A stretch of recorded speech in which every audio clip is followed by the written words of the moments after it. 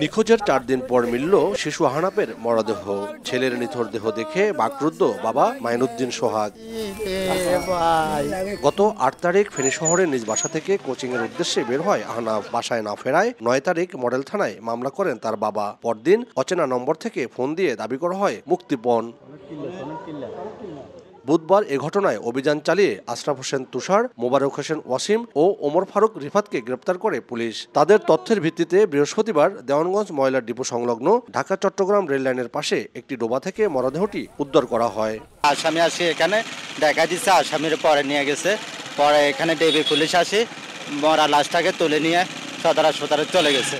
Police জানায় হত্যাকাণ্ডের mastermind নিহত আহনাফের বড় ভাইয়ের বন্ধু তুষার। সন্দেহ এড়াতে নিখোঁজের সন্ধান চেয়ে নিজেই দেন ফেসবুকে স্ট্যাটাস।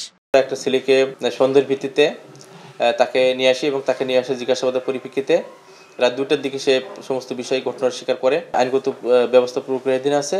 বাদ বাকি যে বিষয়গুলো আছে সেগুলো আমরা তদন্তের মাধ্যমে বিষয়গুলো বেরিয়ে আসবে। আহনাফ হত্যাকাণ্ডে জড়িতদের দ্রুত বিচারের দাবি পরিবারের। আতিয়াস সজল, সময় সংবাদ, ফেনী।